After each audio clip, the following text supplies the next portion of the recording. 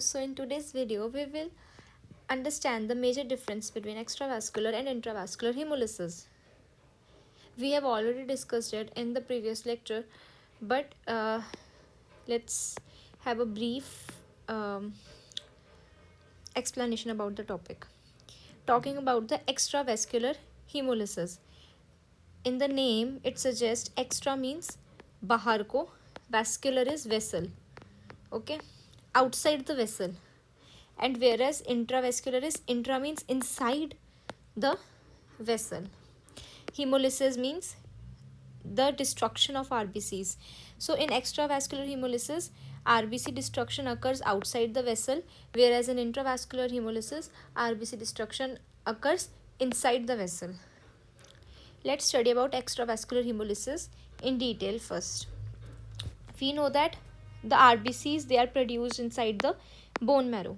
So in case of extravascular hemolysis, what happens is these RBCs which are produced inside the bone marrow are transported outside in the spleen or in the lymph nodes or in the liver, but majorly it's in the spleen.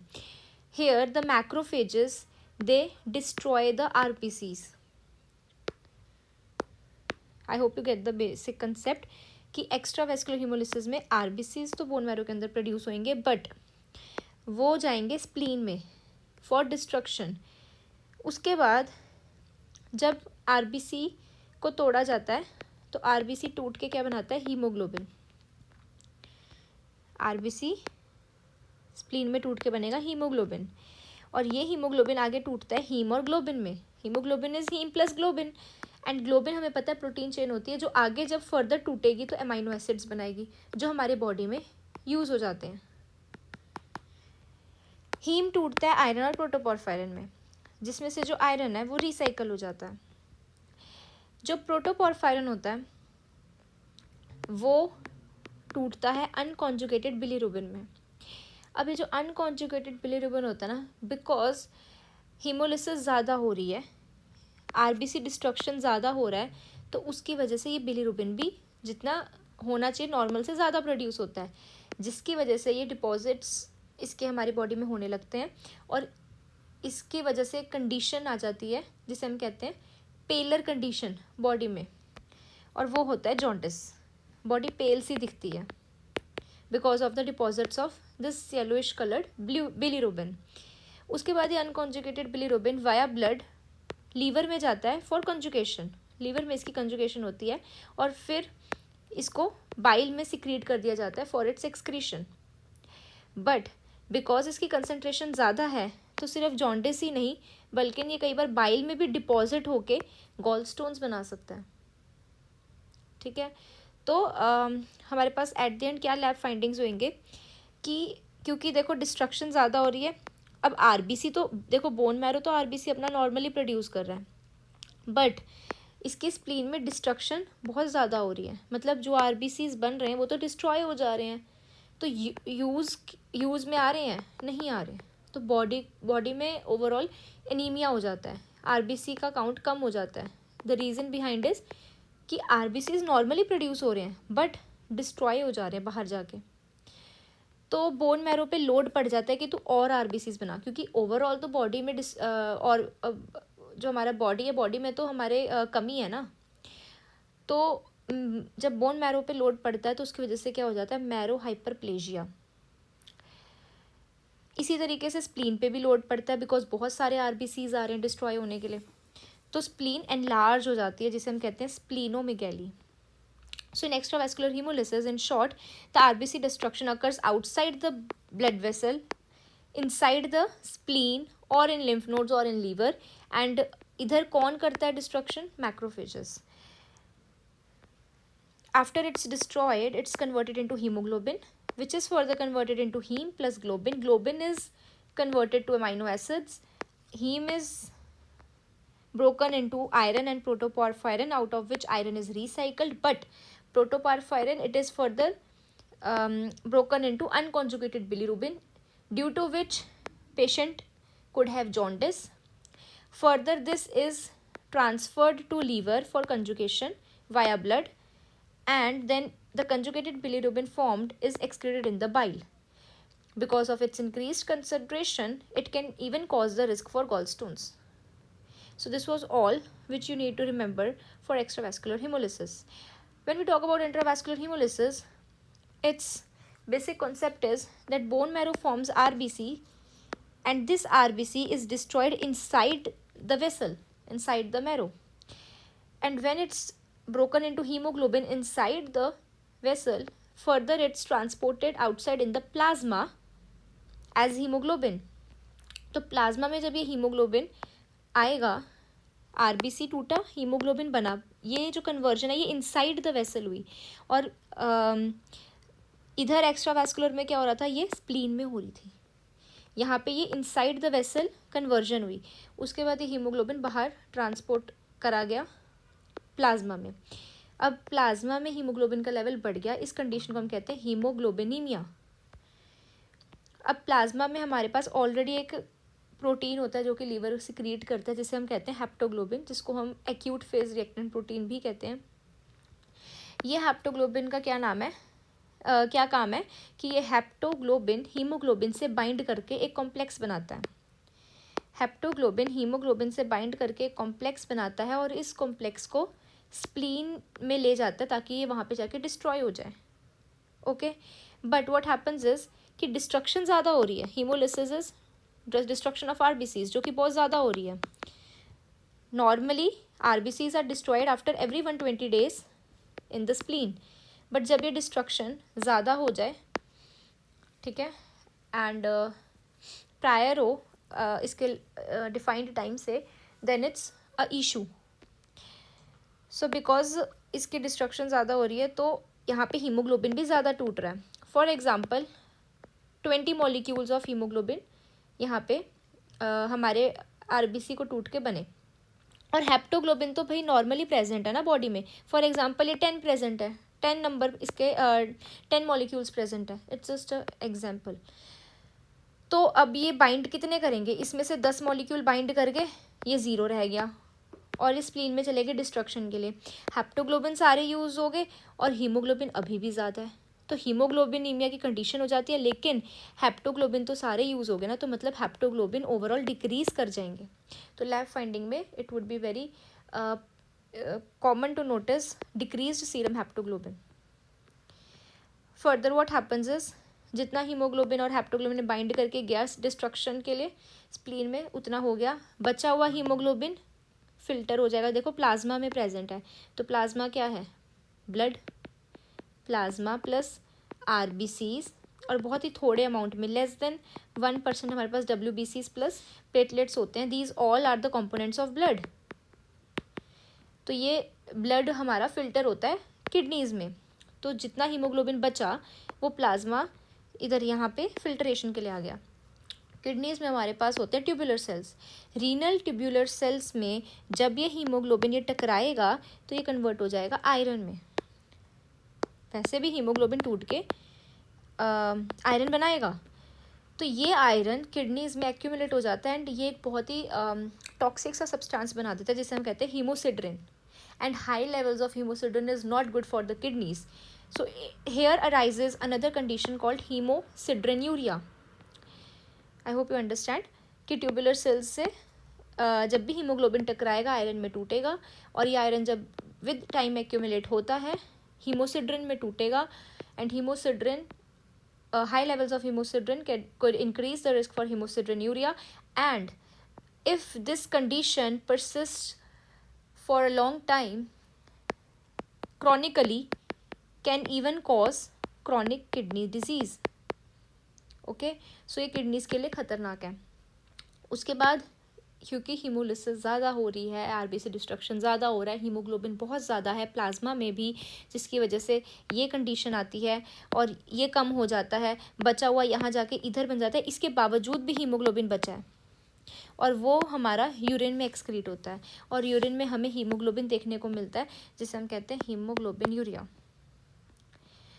And there is a thing over here कि in this case also, in intravascular hemolysis also, we could observe that the patient might have mild jaundice, but majorly जो jaundice है वो इसमें हमें देखने को मिलेगा. This was the basic difference, that the site for extravascular hemolysis is that the macrophages in the spleen and liver, they are responsible for the destruction, but in the intravascular hemolysis it's inside the blood vessel. Okay, this is something to be discussed in detail in later videos, that in case of extravascular hemolysis what happens is, this is the biconcave shape of RBC. थोड़ा सा ये concept अगर discuss करें तो जो हमारे पास RBC है ये बाइकनकेव शेप का होता है और ये ना इंटैक्ट है, इसकी एक ये मेम्ब्रेन है, this is the membrane. Okay, तो ये मेम्ब्रेन और ये पूरा सिस्टम साइटोस्केलेटन की वजह से टिका हुआ है. And this cytoskeleton it has proteins जो इसको एंकर करके रखते हैं. And these proteins for example they are ankyrin, very specific to say spectrin, and we also have band 3.1. These are the three major proteins of the cytoskeleton of the biconcave RBC which help to maintain the shape of the RBC. But in case of extravascular hemolysis ये जो membrane है ना it is lost, जिसकी, और ये क्यों होता है, क्योंकि ये प्रोटीन्स नहीं होते, we have deficiency of this protein. और in very common cases hereditary spherocytosis, it is a condition जिसमें इनहेरिटेड डिफेक्ट होता है, ये प्रोटीन्स नहीं होते हैं, जिसकी वजह से ये मेम्ब्रेन नहीं रहती है और आरबीसी का जो ये शेप है ये बाइकनकेव से स्फेयर बन जाता है.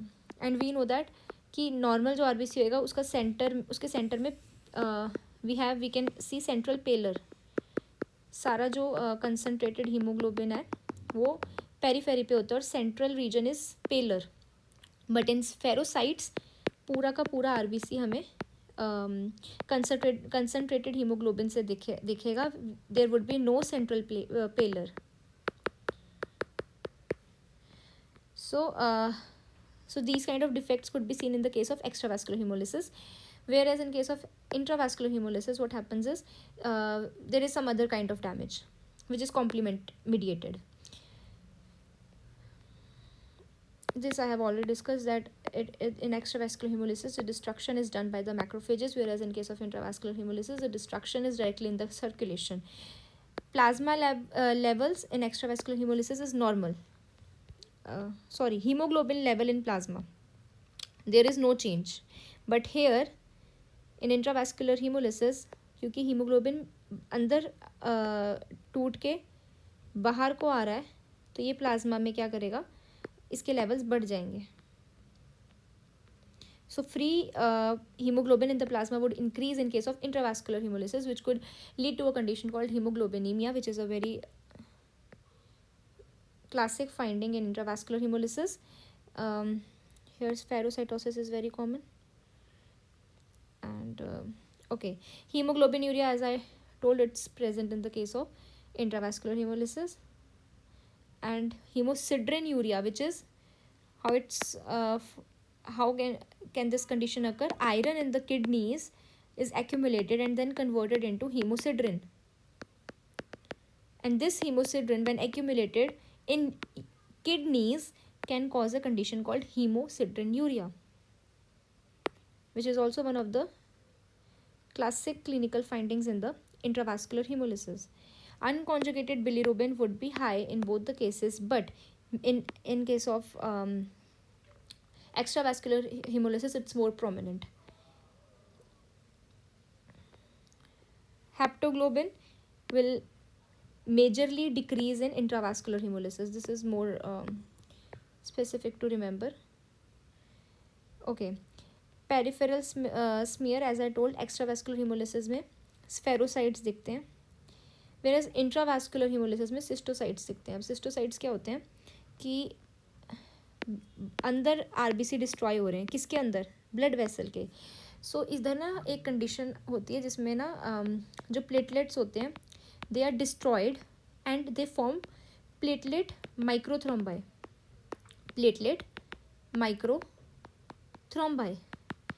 और वो जो होते हैं वो जैसे ये प्लेटलेट माइक्रोथ्रोम्बा है, वो ब्लड वेसल के अंदर, जैसे ये एंडोथीलियल सेल्स हैं, यहाँ जाके एक्यूमुलेट हो जाएंगे and they will occlude the blood flow.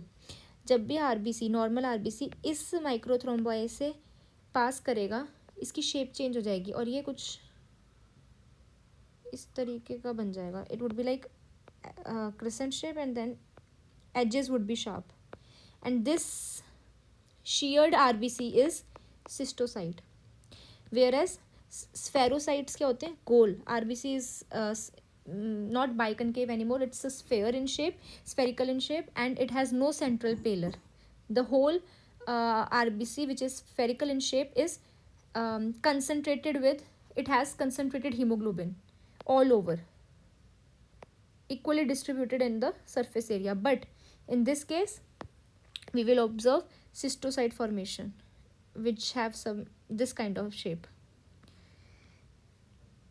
Splenomegaly is more common in extravascular hemolysis because of the fact that spleen has a load on itself, because it has to destroy more RBCs, and extravascular haemolysis में destruction spleen वगैरह में होती है, इसलिए उस पर ज़्यादा load होता है.